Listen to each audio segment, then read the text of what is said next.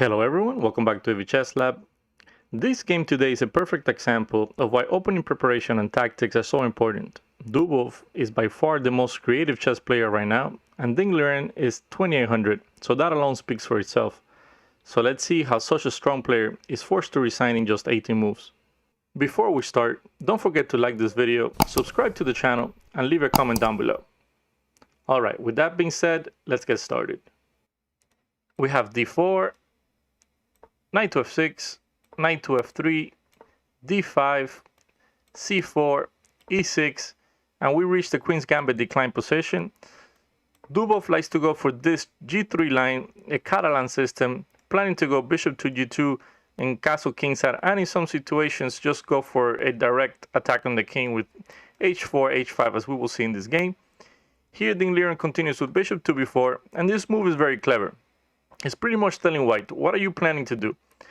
If bishop to d2, trying to exchange the bishop, this move is not good. It is said that this bishop on d2 is not very well placed, and after bishop there, the bishop can return to e7, and after knight to c3, the bishop on d2 in reality doesn't have a lot of squares, and you're going to have to move it again, and black gets a free move. The other continuation is to go knight to c3, but after knight to e4, black just develops a very quick attack on the c3 knight. So the other continuation is what Dubov plays in the game, knight b to d2. And here, Liren takes the opportunity to capture the pawn on c4, and at the moment black is up a pawn. Bishop to g2 continues, a5 by Liren, a3 attacking the bishop, and bishop takes on d2. If the bishop retreats to e7 now, for example here, then the knight just captures on c4, and white has a perfectly fine position. So for this reason, bishop takes on d2, bishop takes on d2, and castles here by black. The queen comes to c2, attacking the pawn on c4, and here Liren goes for b5, protecting the pawn. This position is very scary for black. Some potential knight to e5 with this discovery attack on the rook is very scary, but after moves like c6, a4, this is all theory, and at some point white gets his pawn back and has a perfectly fine position. But here Dubov goes for a different line and he plays a4. He wants to break up these pawns here so that they're weak and he can capture all of them. For example, if b takes on a4, he can just start by capturing here on a4, on c4, and then on a4, winning a pawn. So Liren goes for c6. Now if pawn takes, and then he can go for some rook a7, rook d7 idea. And Dubov goes for a direct attack, as we mentioned, with h4. Very much in his style. Liren takes the opportunity and develops his other knight to d7.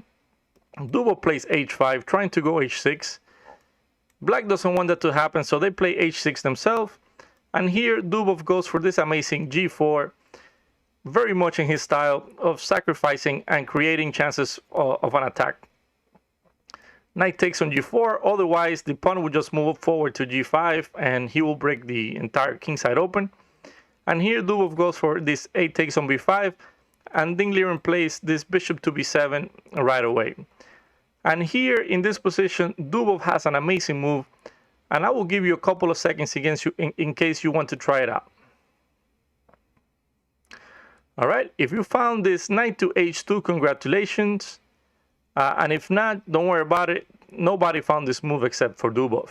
In this position, Liren took on f2. But let's take a quick look at all the other variations. If knight takes on h2, the game continues with b takes on c6, bishop takes on c6, the bishop captures on c6, and here knight to g4, we take the rook, the queen takes the rook, this rook comes to g1, and we're not only up on exchange, we're going to have this incredible attack on the king side.